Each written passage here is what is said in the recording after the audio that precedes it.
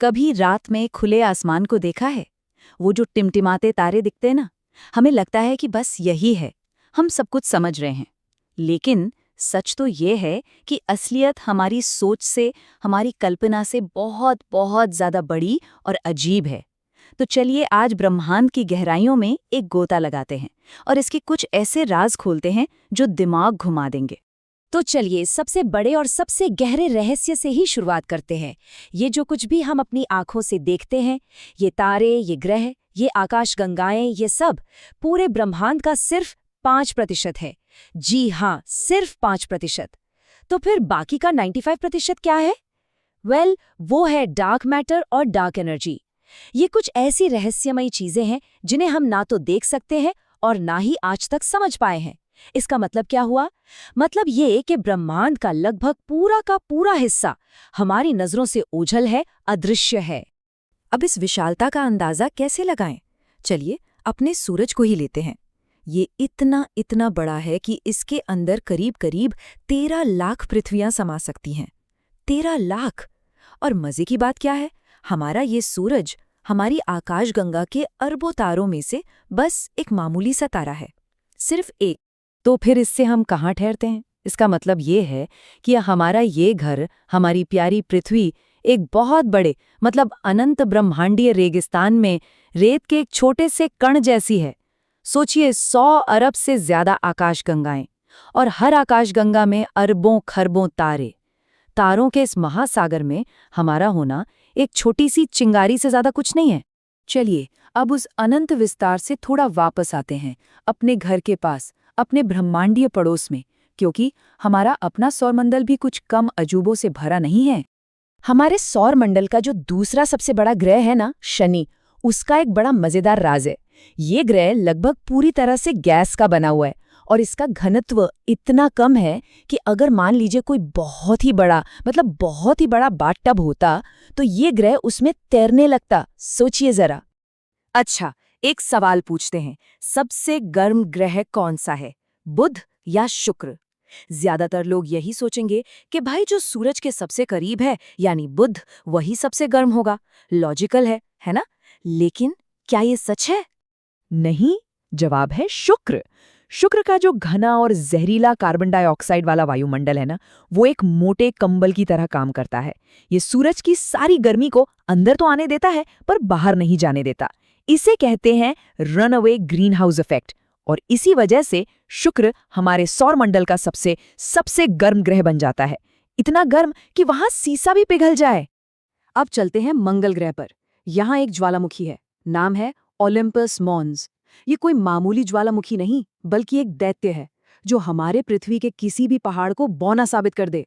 ये हमारे mount Everest से लगभग 3 गुना, जी हाँ 3 गुना ज्यादा ऊंचा है। और पता है ये इतना विशाल क्यों बन पाया?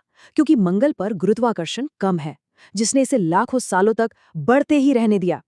ये बात जानते हैं, 1969 में जब अपोलो के अंतरिक्ष यात्री चांद पर उतरे तो उनके जो पैरों के निशान बने थे वो आज भी वैसे के वैसे ही हैं। वहां न तो हवा है न पानी जो उन्हें मिटा सके। वो निशान लाखों साल तक वहीं रहेंगे। और अब भारत का चंद्रयान 3 रोवर भी वहां अपनी छाप छोड़ रहा है। आने वाली पीढ़ियों के लिए ये इंसानी जिज्ञासा के खामोश गवाह होंगे। लेकिन अंतरिक्ष में होना असल में कैसा महसूस होता है? चलिए अब ये जानते हैं कि ये जो एक्सट्रीम माहौल है, ये इंसानी शरीर और हमारी टेक्नोलॉजी पर क्या असर डालता है। ये सुनकर शायद थोड़ी हैरानी हो, पर अंतरिक्ष यात्री स्पेस में जाकर अस्थायी तौर पर लंबे हो जाते हैं। जी हाँ, पृथ्वी की ग्रेविटी के लगातार दबाव के बिना उनकी रीढ़ की हड्डी थोड़ी सी फैल जाती है, जिससे उनकी लंबाई 2 इंच तक बढ़ सकती है। स्पेस में एक और बड़ी ही अजीब चीज होती है, इसे कहते हैं कोल्ड वेल्डिंग। सोचिए, अगर स्पेस के वैक्यूम में एक ही मेटल के 2 टुकड़े एक दूसरे को बस छू भी लें तो वो तुरंत हमेशा हमेशा के लिए आपस में जुड़ जाएंगे। ऐसा इसलिए होता है क्योंकि उनके परमाणुओं को अलग रखने के लिए बीच में हवा या पानी की कोई परत नहीं होती। वो मानो भूल ही जाते हैं कि वो 2 अलग अलग टुकड़े हैं। और कुछ ऐसी चीजें हैं जिन्हें हम धरती पर रोज करते हैं, पर वो स्पेस में एकदम नामुमकिन है। जैसे कि रोना, वहां आंसू बहते नहीं, बस आंखों पर एक बुलबुले की तरह चुपके रहते हैं। आप डकार नहीं ले सकते। और हाँ, एक मामूली सा पेन, वो भी काम नहीं करेगा क्योंकि स्याही को नीचे खींचने के लिए ग्रेविटी तो है ही नहीं। एक नासा का स्पेस सूट वो सिर्फ कपड़ों का एक सेट नहीं है, वो अपने आप में छोटा सा पर्सनल जिंदगी बचाने वाला स्पेसशिप है। और इसकी कीमत करीब करीब $1.5 करोड़। जी हाँ, शून्य में जिंदा रहने की ये एक बड़ी कीमत है। तो चलिए अब निकलते हैं ब्रह्मांड के सबसे अजीब और सबसे एक्सट्रीम जगहों की सैर पर, ऐसी जगह जो हमारी समझ की सारी हदों को तोड़कर रख देंगी। जब हम रात को आसमान में तारे देखते हैं ना, तो हम असल में एक टाइम मशीन में झांक रहे होते हैं। हम अतीत देख रहे होते हैं।